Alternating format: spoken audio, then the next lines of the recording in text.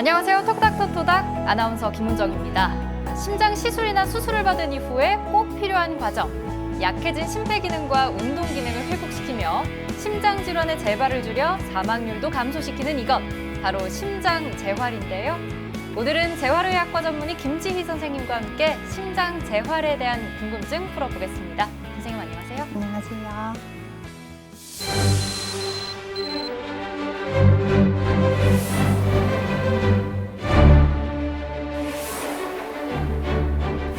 사실 이 심장 재활이라는 게 많은 분들에게 굉장히 생소하게 다가오는 이야기일 수도 있을 것 같거든요. 네, 그렇습니다. 다양한 재활 치료 프로그램 중에서 심장 재활이 있는데요. 중요한 치료임에도 불구하고 아직 모르는 분들이 많습니다. 그렇다면 이 심장 재활은 어떤 분들에게 필요한가요? 네, 심장에 이상이 있었던 분들 모두가 심장 재활의 대상이 됩니다. 대표적으로 심근경색증, 심부전, 심장수술 환자가 모두 재활치료 대상이 되고요. 불안전성 협심증이나 가만히 있어도 숨이 차는 심부전 환자, 그리고 여러 심장합병증이 있는 분들 역시 질환을 치료하고 난 뒤 심장 재활을 받아야 합니다. 네, 그런데 사실 이 심장 수술이나 시술을 받은 분들은 더 이상 심장에 무리가 가지 않도록 심신의 안정을 취하고 그냥 누워서 좀 푹 쉬는 게 가장 좋은 방법이 아닐까 싶거든요. 네, 맞습니다. 많은 분들이 그렇게 생각하시는데요. 과거에 심장재활이 탄생하게 된 배경은 심근경색 환자들이 이제 시술을 받고 모두 누워만 있었는데요. 그런 환자들이 계속 재발하는 것을 경험하고 이제 그런 환자들한테 운동 및 다양한 교육을 시행하면서 시작된 것입니다. 이렇게 심장재활 치료를 받은 환자군과 그렇지 않은 환자군을 비교해 보면 사망률에서부터 큰 차이가 납니다. 이 말은 곧 일상생활로 무리 없이 돌아가는 데 있어서 심장재활 치료가 큰 도움이 된다는 이야기입니다. 네, 그렇다면 이제 본격적으로 심장 재활이 왜 필요한지 또 어떻게 진행이 되는지 알아보도록 하겠습니다. 선생님, 모든 재활 치료에는 사실 목적이 있잖아요. 이 심장 재활은 어디에 중점을 두고 시행을 하나요? 네, 심장 재활에 있어 가장 중요한 것이 바로 심장 기능의 회복입니다. 재활 치료를 통해 심폐 기능을 향상시키고 운동 능력을 향상시키는데요. 이로써 협심증이나 부정맥의 발생 확률을 낮추고 심장 질환의 위험 요인인 고혈압과 당뇨, 고지혈증 개선에도 효과를 볼 수 있습니다. 결론적으로 심장 질환의 재발을 줄여주고 이로 인한 사망률을 감소시키는 데 목적이 있는 거죠. 네, 정리하자면 이 심장 질환의 재발을 막아서 사망률을 낮추고 또 심장 기능을 회복시킴으로써 다시 원활한 일상생활을 되찾을 수 있게 하는 어떤 필수적인 치료다. 이런 말씀이시죠? 네, 맞습니다. 심장 질환은 치료 후 재활 치료는 해도 그만, 안 해도 그만인 치료로 가볍게 생각하는 분들도 간혹 계시는데요. 우리 몸이 산소를 좀 더 효율적으로 사용하고 또 근육이 더 살아날 수 있도록 해주는 게 바로 심장 재활 치료이기 때문에 반드시 필요한 과정입니다. 지나친 안정은 오히려 심장에 악화를 가져온다는 걸 환자나 보호자들이 꼭 명심할 필요가 있습니다. 네, 심장에 이상이 있었던 분들 모두에게 필수적으로 필요한 심장 재활. 이 치료는 언제 시작하는 게 좋을까요? 네, 심장 재활 치료를 시작하기에 가장 좋은 시기는 급성기 치료 후 또는 심근경색증 발병 일주일 이내입니다. 이 시기에 심장 재활을 시작해 꾸준히 진행했을 때 심폐기능 회복에 긍정적인 효과를 볼 수 있는데요. 그래서 가능한 환자분들이 퇴원하기 전부터 재활 치료를 시작할 것을 권고하고 있습니다. 그러나 혹시 이 시기에 재활 치료에 참여하지 못했더라도 전문의와의 상담을 통해 자신에게 알맞은 운동 강도를 찾아 운동을 시작하면 심장 기능 회복에 도움을 받을 수 있습니다. 그런데 사실 이 심장 시술이나 수술 받은 이후에 빨리 회복하고 싶은 마음에 무리한 운동하는 분들도 계실 텐데 아무래도 욕심은 금물이겠죠? 맞습니다. 평소 운동 능력보다 낮은 강도로 운동을 시작해야 합니다. 여기서 운동의 강도는 환자 스스로가 판단해 정하는 것이 아니라 심장 기능과 운동 부하 검사 결과에 따라 환자가 운동을 할 경우에 위험 정도를 상중하로 분류하고 위험도에 따라 최대 심폐 능력의 40에서 70% 강도로 운동을 시작해서 점진적으로 증가시켜 나갑니다. 네, 심장에 이상이 있었던 분들이라면 아무래도 운동 중에 금방 숨이 찰 것 같은데 그런 상황 자체가 굉장히 좀 두렵게 느껴질 수도 있을 것 같다는 생각이 들거든요. 좀 무리가 가지 않도록 가벼운 산책 정도로 시작을 하면 좋을까요? 네, 그렇습니다. 심장병 환자들은 굉장히 재발에 대한 우려도 높고 그리고 이로 인해 우울증도 많이 동반되게 되는데요. 그래서 심장병 환자는 숨이 찰 정도로 운동을 하면 안 된다고도 생각하십니다. 그러나 가벼운 운동은 심장 기능을 회복시키는 데 도움이 되지 않습니다.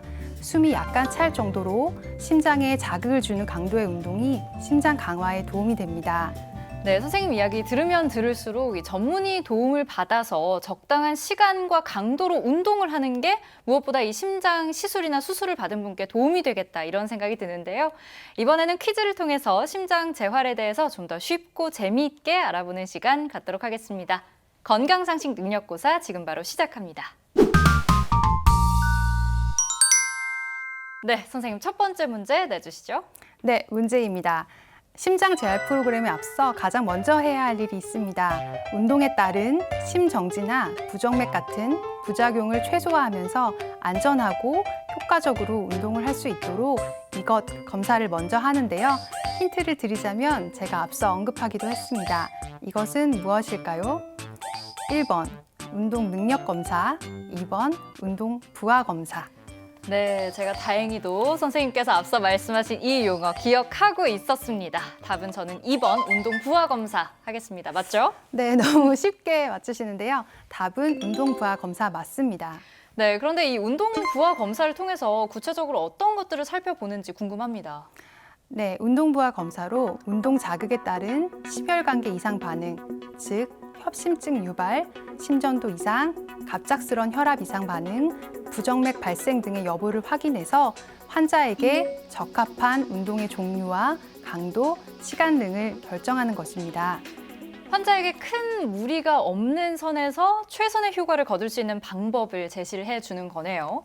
그런데 초반에 이 재활치료 시기는 퇴원 전부터가 좋다 이런 말씀하셨잖아요. 그럼 이런 검사들 자체를 환자가 퇴원하기 전에 진행하는 건가요? 아닙니다. 심장 재활 프로그램은 크게 입원 재활, 통원 재활, 그리고 자가 운동 유지기로 나뉘는데요. 입원 재활 치료는 심장내과에서 급성기 치료가 끝나면 재활학과의 협진으로 이루어집니다. 위험 요인 관리, 그리고 초기 운동 및 퇴원 후 안전한 운동 계획 등 1:1 교육과 전문 재활 치료가 진행됩니다. 통원 재활 치료는 회복기 및 훈련기 심장 재활 치료 시기로 운동 부하 검사를 통한 전문적인 평가를 토대로 심장 상태에 맞는 안전하고 체계적인 운동을 계획하고 약 8에서 12주의 심장 재활 프로그램에 참여하게 됩니다. 그렇다면 어떤 운동들이 어떤 순서로 진행이 되는지도 좀 궁금한데요. 네, 심장재활 치료실에서 심장재활 전담 의료진과 함께 심전도와 혈압을 확인하면서 계획한 운동을 하게 되는데요. 준비 운동, 본 운동, 정리 운동 순으로 진행하고 스트레칭 및 유산소 운동, 근력 운동까지 점진적으로 운동과 강도를 늘려갑니다. 근력 운동까지 진행이 되는데 이게 환자분들한테 무리가 가진 않을까요, 혹시? 근력 운동은 심장 근육 구석구석의 실핏줄을 발달시켜 주어서 심장이 충격에 잘 버티게 해주는 역할을 합니다. 또한 유산소 운동과 저항 운동을 병행한 경우 최대 운동 능력의 향상이 큽니다. 심장이 점차 회복해가는 발병 또는 수술 4에서 5주 뒤부터는 유산소 운동에 근력 운동을 병행하는데 낮은 강도에서 시작해서 서서히 늘려갑니다. 네, 여러분 잘 들으셨죠? 그럼 다음 문제 풀어볼까요? 네, 두 번째 문제입니다. 운동 중 심정지나 부정맥 발생이 가능한 고위험군 환자들에게도 혼자서 하는 가벼운 운동만 권하고 있다. 권하고 있다고 생각되면 1번, 아니라면 2번을 선택해 주시면 됩니다. 이거는 문제에 힌트가 있는 것 같습니다. 심정지나 부정맥이 발생할 가능성이 있다면 당연히 혼자서 하는 운동은 앞서 말씀도 해주셨지만 자칫 독이 될 수 있을 것 같은데요. 그래서 답은 2번 선택하겠습니다. 네, 답은 2번이 맞습니다. 운동 중 심정지나 부정맥이 발생할 가능성이 있는 고위험군 환자들은 심장 기능이 향상되어 안정적으로 회복될 때까지 심장재활 의료진이 지켜보는 가운데 운동을 해야 합니다. 안정이 되면 자가 운동을 할 수 있도록 운동을 계획해 드리겠습니다. 네, 심장 재활에 대한 유익한 정보 얻을 수 있는 시간이었습니다. 지금까지 건강상식 능력고사였습니다. 선생님, 이 재활 프로그램의 기간은 개개인마다 좀 다른 거죠? 네, 맞습니다. 개인별로 치료 횟수, 강도와 기간의 차이가 있는데요. 주로 운동의 횟수는 주 3, 4회 이상이 적당하고요. 통원 치료 이후 자가운동 유지기에는 향상된 심장 기능과 운동 능력, 그리고 위험 요인 관리가 잘 숙지되었다면 꾸준히 운동을 하는 것이 좋습니다.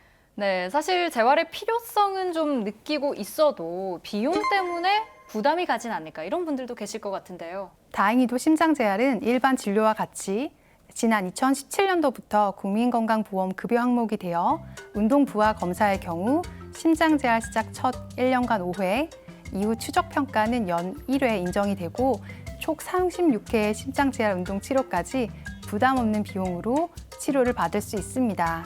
네, 정말 다행이네요. 그럼 마지막으로 당부하고 싶은 이야기 있으시다면요? 심장재활 치료는 심장 질환에 의한 사망률을 감소시킬 뿐 아니라 환자들이 빠르게 일상으로 돌아갈 수 있도록 도와주는 필수적인 과정입니다. 전문가의 체계적인 관리와 도움 속에 많은 분들이 건강한 일상을 하루빨리 찾으셨으면 좋겠습니다.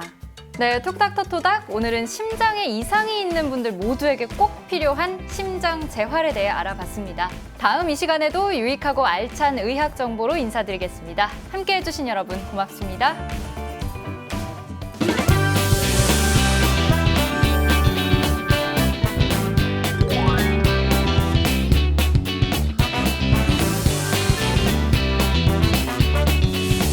네.